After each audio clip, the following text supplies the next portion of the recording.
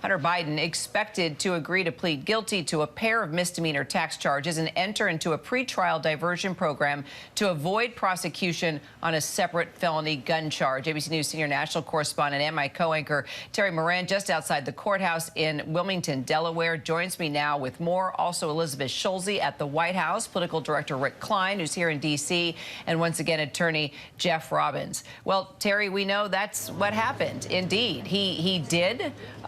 This agreement did derail, the judge calling it unusual, and in the interim, Hunter Biden entering this not guilty plea. I mean, this is not only confusing, but it's a hot mess.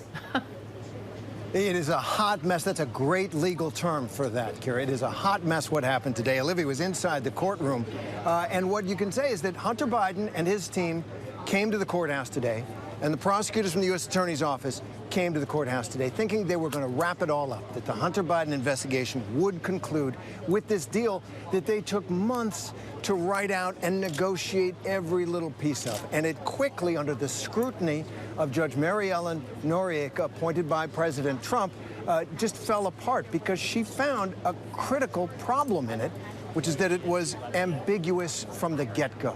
Hunter Biden, she asked him, and he answered directly, do you think that by entering this plea agreement, you are ending your exposure to further prosecution and further investigation? He said, yes, basically immunity.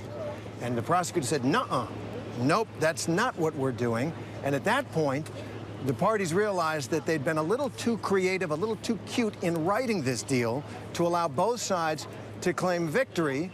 And the judge wasn't going to affirm it because ambiguity is the enemy of a plea deal. It can fall apart. There can be appeals later on. And that, I think, is, in a nutshell, is what happened. And I'd just say one more thing here, which is that judges are trained, essentially, to look for that ambiguity in plea agreements precisely because of the jeopardy that a defendant is in. And in a way, Judge Noriega was protecting Hunter Biden's interests here, but also trying to right the ship. You may remember from the beginning of this case, when the plea deal was announced, Hunter Biden's lawyer came before the cameras and said, as far as we are concerned, this means the investigation is over. And the prosecutor released a statement saying the investigation is ongoing. It's that ambiguity that Judge Noriega put her finger on, and the whole thing fell apart. So, Olivia, you were right there inside the courtroom. Tell us how this all went down. I mean, did Hunter Biden's attorneys walk in thinking that everything was going to be signed, sealed, deliver, all go their way, and then basically try to negotiate their way into some type of deal, and then it just unraveled?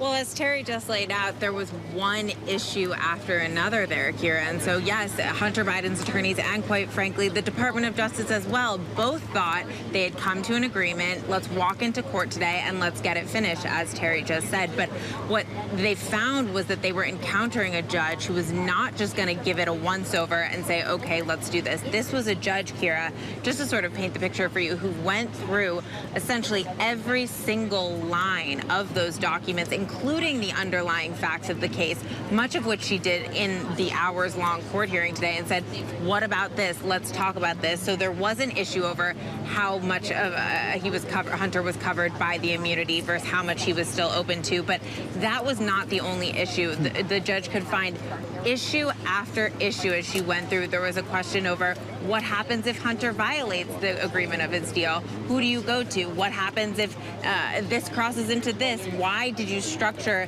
the plea deal so that it crosses over the diversion agreement? It was legal issues. It was legal questions. She raised a constitutional issue. So really, it was issues abound inside of that courtroom. And I think you could tell how, at times, quite frankly, desperate the Department of Justice and Hunter's team working together were to get this back on track, to say, give us 5 minutes, we can get it done. In the end, they clearly could not. John Carl, the judge even pointing specifically to the gun deal part of this plea deal, saying that it's unusual. I mean, how unusual is it to go into a situation like this, and the judge is calling the deal unusual? Well, look, this really came down to one issue, and one issue above all others, and that is that Hunter Biden was agreeing to plead guilty to these tax charges and agreeing to this diversion agreement on the gun charge because he believed that he was going to walk away from this with immunity. Immunity to any charges related to what was investigated by the U.S. Attorney, David Weiss, and anything that came before the grand jury. In other words, immunity to any charges related to his foreign business dealings, immunity to charges that Republicans have been bringing up on Capitol Hill, suggestions that he had corrupt dealings with a Chinese energy company, with the Ukrainian energy company Burisma. Hunter Biden wanted to walk away from this and say, I pled guilty to 2 misdemeanors for failing to pay my taxes on time, and I have agreed to a diversion program for gun possession for 11 days, which is the time he had the gun in question.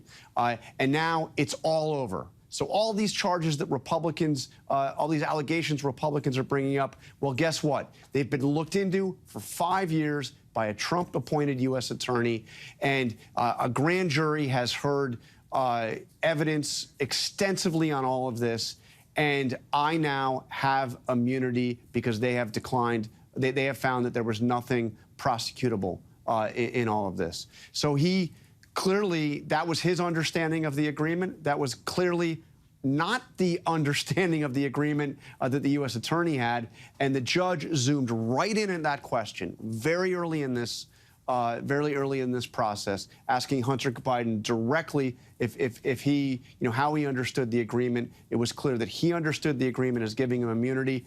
Asking the prosecutors, is that your understanding of the agreement? It was not their understanding.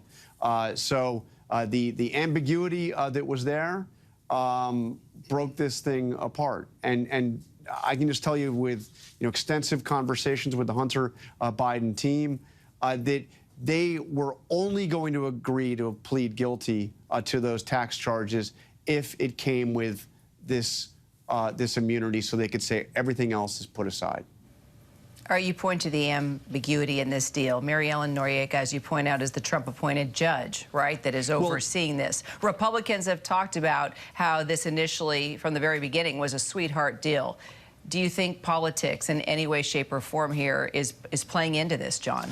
Well, it's important to point out, Judge Noriega is a Trump-appointed judge, but she was fully endorsed by Delaware's 2 Democratic senators. And the way district judges are appointed in this country, it is the standard practice that the home state senators essentially make the nominations to the president, who then formally makes the nomination to Congress. So, yes, she's Trump appointed, but she was fully supported by those 2 Democratic senators. She was confirmed on a voice vote. In other words, there wasn't a single vote against her, Democrat or Republican, confirming her in 2018. So I don't get the sense that she was acting in a political way here. I think that she was pointing out something that is really important here, and that is that the defendant, Hunter Biden, had one understanding of what this agreement meant in terms of potential future prosecution, and the U.S. attorney, the prosecutor in this case, David Weiss, had a different understanding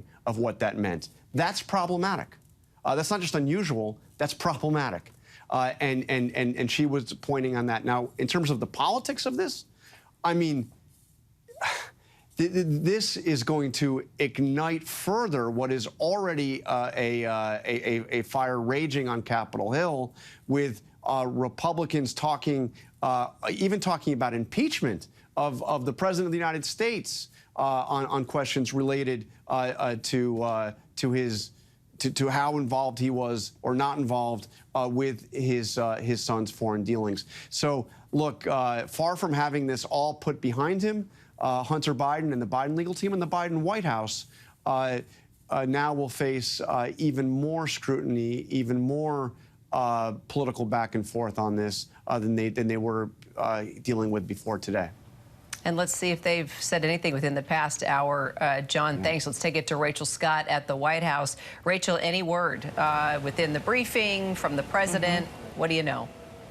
Well, the president has no public events today, but just moments ago, we did get the very first reaction from the White House press secretary, Karine Jean-Pierre, as all of this news is unfolding. She went on to say that Hunter Biden is a private citizen. She said that the president and the first lady continue to love and support their son Hunter as he continues to rebuild his life.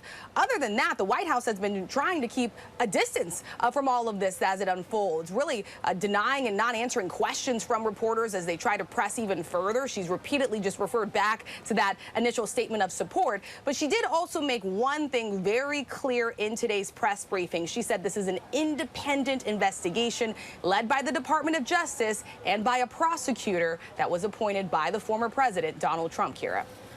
Rachel, thanks. Let's take it to Chief Justice Correspondent Pierre Thomas. You've been on this from the very beginning. Pierre, what does the DOJ do now? And how do they quell the judge's concerns?